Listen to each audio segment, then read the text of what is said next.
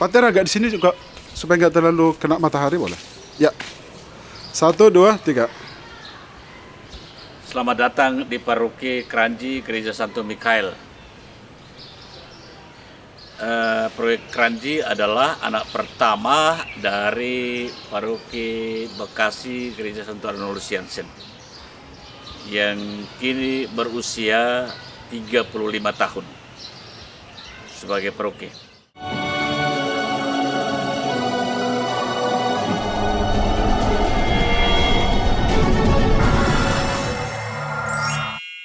Sahabat SVD, selamat berjumpa di channel YouTube Provinsi SVD Jawa. Saya Romo Ambrosius Pentola SVD yang telah menjadi pastor kepala paroki di Paroki Santo Mikael Kranji sejak tanggal 4 Mei 2024. Sebelumnya saya di Paroki Santo Arnolus Jansen Bekasi selama 7 tahun. Dan sebelumnya lagi saya di Kalimantan Barat 4 tahun dan di Kalimantan Timur 23 tahun. Saya Romo atau Pater Hendrikus Meko SVD, biasanya dipanggil Romo Hendrik. Saya berkarya saat ini di Paroki Santo Mikael Kranji, Bekasi Barat, Keuskupan Agung Jakarta. Tepatnya saya masuk paroki ini tanggal 1 Oktober tahun 2023. Sebelumnya 6 tahun terakhir saya bekerja di Jakarta juga di kantor Superior Delegatus, melayani Romo-Romo SVD, Bruder Frater yang ke luar negeri dan bekerja di luar negeri. Sebelum itu juga saya bekerja juga sebagai sekretaris misi untuk SVD Jawa. Jadi kalau hitung-hitung hampir 12-an tahun saya tidak bekerja di paroki melayani karya pastoral.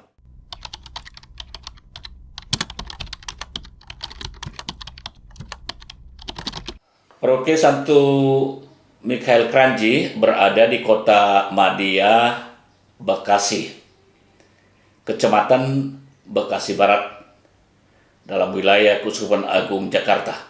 Paroki ini adalah pemekaran dari Paroki Santo Arnolus Jansen Bekasi.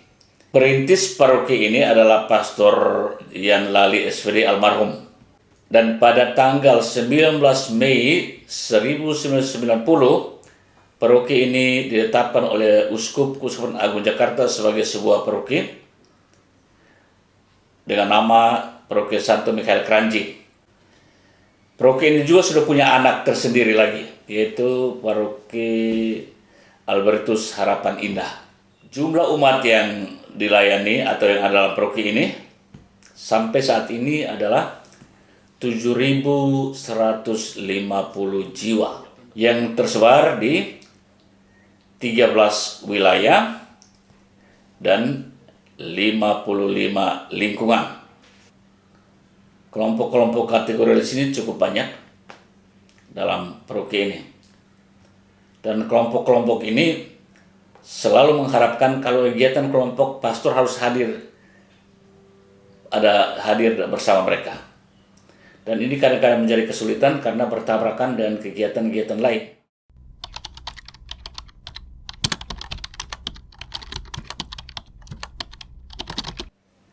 Umat dalam paroki ini katakanlah multi etnis, yaitu dari Jawa cukup banyak di sini atau dominan, sudah itu Batak, sudah itu Cina, Flores ada juga, dan suku-suku yang lain.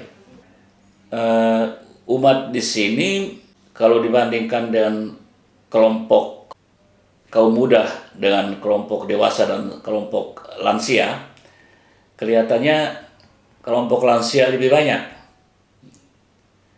Ada beberapa lingkungan dalam paroki ini yang umatnya kebanyakan lansia dan juga menyangkut kehidupan sosial ekonomi.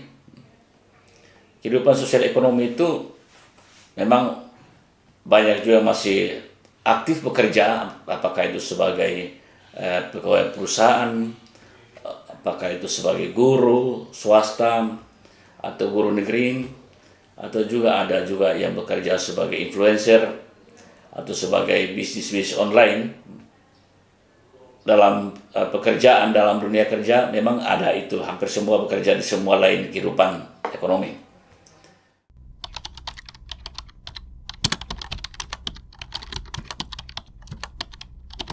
Paroki Kranji Gereja Santo Mikael memiliki satu unit klinik untuk pelayanan kesehatan bagi umat. Setiap hari Minggu diadakan pelayanan kesehatan untuk umat. Dan juga Paroki Kranji memiliki satu koperasi CO untuk umat simpan pinjam, sehingga umat tidak tergoda dan pinjol pinjaman online. Mereka di paroki menyiapkan fasilitas itu untuk ekonomi umat. Lalu Paroki Kranji juga ada sekolah, walaupun bukan milik paroki, ini milik keuskupan, tapi dalam wilayah Paroki Kranji, berdekatan dengan gereja, yaitu TK, SD 2 unit, SMP dan SMA yang di bawah Yayasan Strada Bakti Wiyata. Dan paroki juga merencanakan dalam waktu dekat akan membangun rumah duka demi pelayanan hidup rohani umat. Di paroki ini, paroki memiliki satu ruang adorasi yang baik untuk umat bisa menggunakan setiap saat. Umat menggunakan ruang ini untuk berdoa. Hampir setiap hari selalu ada yang datang berdoa di ruang adorasi itu. Dan juga ada satu buah Maria di samping gereja yang juga terbuka untuk setiap hari umat datang berdoa di situ. Dan juga ada sebuah aula atau geraha yang dipakai untuk kepentingan-kepentingan, misalnya pembinaan-pembinaan, atau juga dipakai untuk pertemuan-pertemuan baik oleh umat paroki sendiri maupun masyarakat sekitar.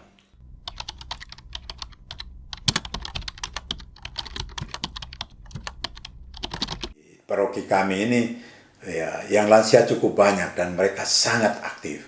Masing-masing kelompok berjuang untuk eksis dengan kelompoknya.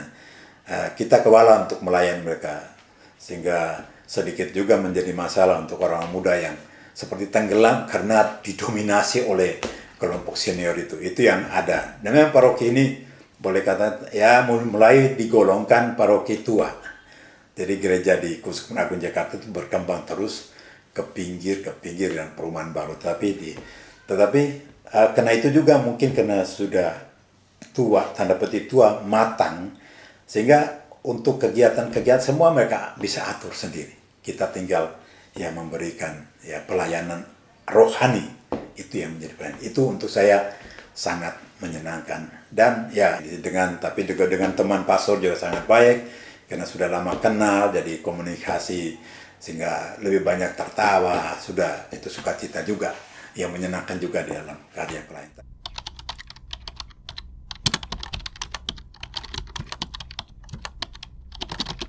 Lalu yang berikut menjadi tantangan atau kesulitan yang saya lihat selama kurang lebih 3 bulan di paroki ini. Yang pertama adalah bagaimana mempersatukan kelompok-kelompok umat ini untuk merasa bahwa mereka itu gereja. Gereja itu kan persatuan. Yang saya lihat dalam paroki ini itu bahwa setiap kelompok mau berdiri sendiri. Setiap kelompok mau bekerja untuk kelompoknya sendiri. Dan saya selama ini selalu berusaha untuk memotivasi mereka bahwa kita ini bukan seperti perusahaan atau kelompok sosial di luar. Tapi kita ini bekerja mengungkapkan apa itu esensi dari gereja itu sendiri, itu persatuan, persekutuan. Nah, oleh karena itu tidak bisa kita, misalnya saya kelompok Legio Maria, saya hanya Legio Maria, saya tidak memperhatikan kelompok yang lain. Lalu tidak berpikir tentang kelompok kaum muda, tidak berpikir tentang keluarga-keluarga, tidak berpikir tentang sesi katekese. Mereka hanya lansia melulu atau Legio Maria melulu. Itu yang saya lihat, itu kuat. Yang kedua, tantangan yang kedua itu adalah kaum muda. Kaum muda ini memang sangat unik ya. Nah, oleh karena itu dalam Tepas Keuskupan Agung Jakarta pada bulan Mei yang lalu, itu banyak keluhan dari paroki-paroki menyangkut kaum muda ini.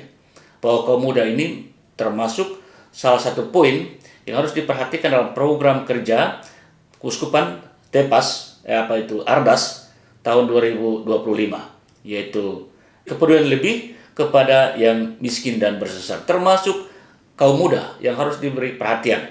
Karena mereka seperti tidak berada dalam dunia merdeka, dunia mereka sendiri, tidak pernah bersosialisasi orang lain. Itu kaum muda. Dan juga dalam gereja, jarang sekali kita melihat kaum muda untuk tampil sebagai satu kelompok untuk membawakan acara-acara dalam gereja. Beberapa kali kami kunjung ke wilayah baru-baru ini bulan Agustus kemarin, itu hampir 4 lingkungan yang kami kunjungi, keluhan pertama mereka itu tentang kaum muda yang tidak mau aktif lagi dalam lingkungan. Mereka tidak mau terlibat. Hal yang ya boleh dikatakan menjadi tantangan. Ya, yang pertama tantangannya ini paroki sudah dewasa mandiri, kelompok-kelompok sangat banyak. Kita kewalahan untuk melayani kelompok-kelompok itu. Nah, di balik itu orang di kota sekarang soal ilmu teologi segala macam mereka juga tahu. Dengan media yang ada mereka bisa tahu. Tinggal kita tantangannya adalah kita supaya sebagai imam, sebagai gembala ya berusaha untuk tidak hanya ngomong, kesaksian hidup ya menjadi tantangannya yang tidak sedikit, tapi justru itulah yang kita harus hadirkan supaya tidak hanya dari umat. Tantangannya ya tadi kelompok lansia sangat aktif sehingga kadang-kadang kelompok yang muda ONK seperti tenggelam. Nah, untuk saya agak menarik di sini, beberapa kali saya komentar kepada umat yang lansia karena mereka banyak kelompok, aktivitasnya sangat banyak dan selalu minta dilayani romo.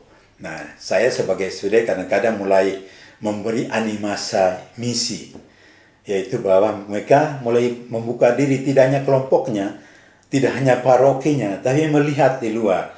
Kadang-kadang saya bercanda, kamu ini sangat egois dalam iman. Kamu hanya pikirkan merasa romo kurang, romo harus layani kamu setiap saat. Di paroki-paroki lain, di pedalaman, belum tentu misa. 1 tahun mungkin 2-3 kali. Dan ini yang saya mau coba bawa ke paroki ini. Kelihatan kesadaran misioner ini kurang. Sehingga umat, ya mereka merasa kurang pelayanan. Padahal mereka setiap hari bisa misa dengan romo. Dan saya bilang ke mereka, kami SVD, kami harus mengajak umat membuka wawasan misioner gereja universal.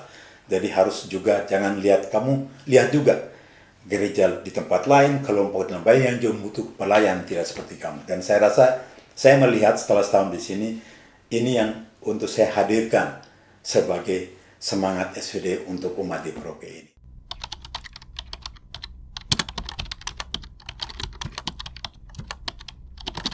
Sahabat SVD yang baik, semoga apa yang saya sharingkan tadi bisa menjadi inspirasi untuk teman-teman yang lain, juga untuk umat paroki Kranji sendiri kalau mendengar sharing ini. Lalu juga kami baru saja menyelesaikan apa yang disebut rekoleksi paroki. DP Pleno membuat rekoleksi pada bulan lalu di Cisarua, dan kami coba-coba merumuskan keadaan paroki dan kegiatannya pada tahun depan, program untuk tahun depan. Nah, oleh karena itu prinsip yang kami pakai itu adalah, ayo mari kita melayani paroki ini sebaik-baiknya. Kita adalah gereja dan gereja adalah kita, dan oleh karena itu mari kita membangun kerjasama yang baik untuk paroki ini. Prinsip saya yang selalu saya katakan kepada mereka, mari kita bekerja sama dan sama-sama bekerja. Saya rasa mungkin itu saja yang bisa saya sharingkan.